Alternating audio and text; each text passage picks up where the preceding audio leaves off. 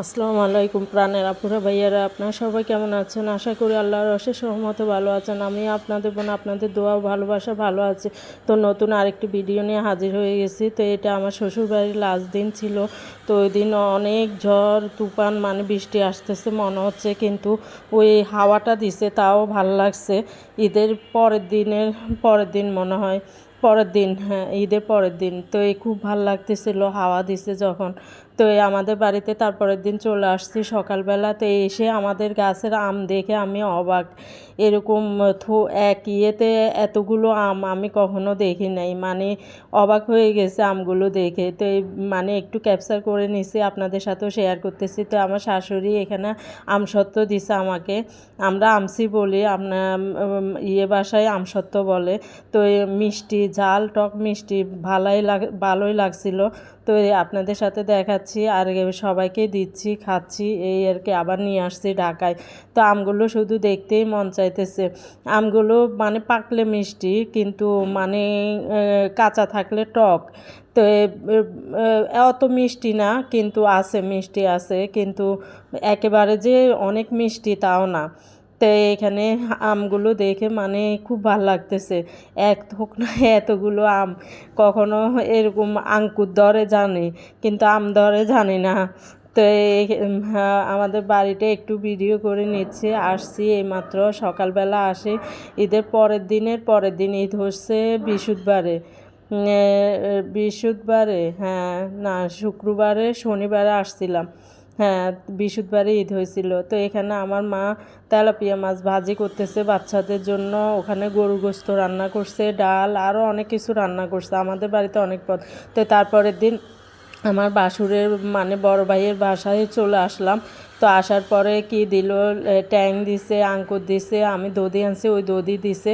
তো খেয়ে দিয়ে দুপুরে ভাত খেয়ে বিকালে চলে আসলাম। ওখানে যেতে এক তুফান বৃষ্টি শুরু হয়েছে, মানে বাচ্চারা সবাই যাবে। তো একজনের বাসায় তো আর এত সব মানুষের নিয়ে যাওয়া যায় না, এ নিয়ে মানে অবস্থা খারাপ। তারপরের দিন এখন আমার মামি মরছে, 2 বছর হয়ে গেছে। নানার বাড়িতে যাই নাই এখনও, মামির কবরটা দেখি নাই। তো এখন সবাইকে নিয়ে মামার বাড়িতে, নানাগো বাড়িতে যাচ্ছি, মানে মামাদের বাড়িতে। তো অনেক দিন পরে যাইতেছি। তো কবরটাও দেখছি, ভাল লাগছে, সবাই মিলে যাচ্ছি। আম্মাও সাথে গেছে, তো আম্মা চলে আসছে।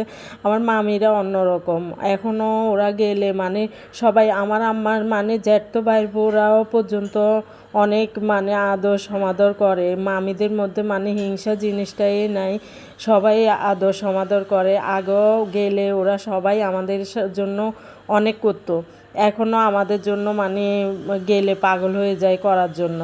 তো এই সবাই মিলে যাচ্ছি, হেঁটে হেঁটে যাচ্ছি। তারপরে অটো, পরে রাস্তায় অটো পাইছি, তো অটোয় উঠে গেছি। তা আসার সময় আস্তে আস্তে রাত 10টা 11টা বেজে গেছে।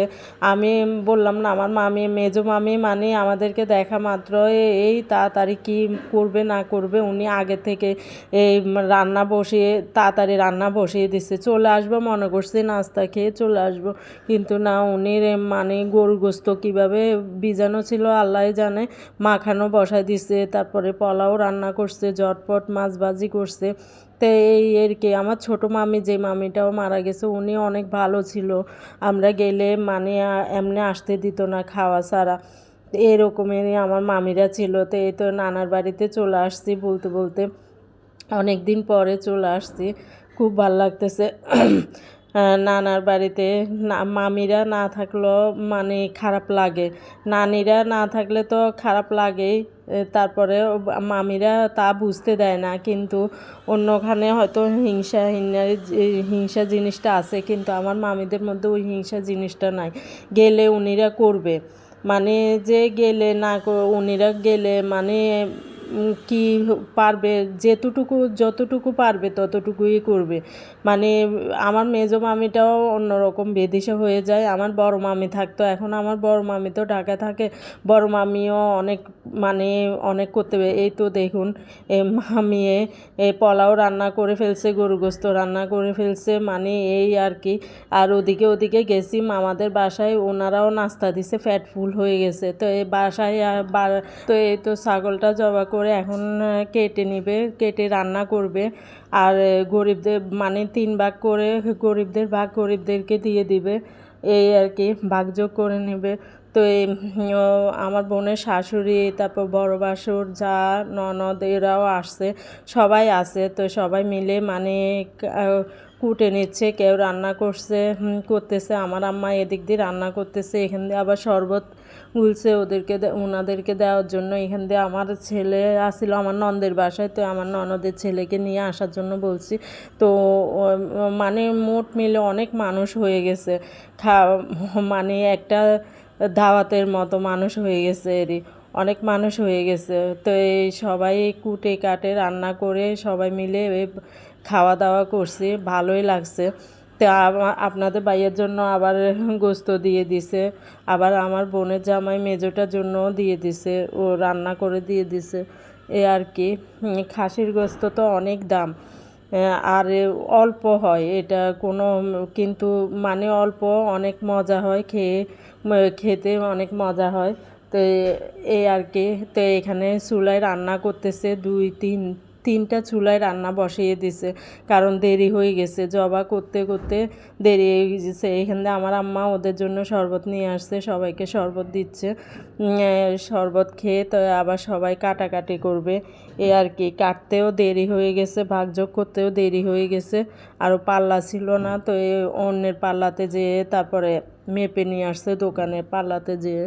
তো আর কি, 2টা ছাগল মানে অনেক চর, আটকল্লা চর না কি বলে ওখান, আটকল্লা হাট না কি বলে, ওখান থেকে নিয়ে আসছে। তো দাম, খাসি তো মানে দাম নিছে প্রচুর। যদি পাঠা হতো বা ছাগল হতো তাহলে এটা ছাগিল মানে মহিলা, এই জন্য অনেক দাম নিছে। তো আর কি, 2টা ছাগল 19,000 না 17,500 কত জানি নিছিল, মনে নাই আমার এখন আপাতত। তো সবাই গরমের মধ্যে শরবত খেতে মানে খুব ভাল লাগে, তো সবাইকে শরবত দেওয়া হচ্ছে, শরবত বানাইছে। পর্যন্ত, আল্লাহ হাফেজ।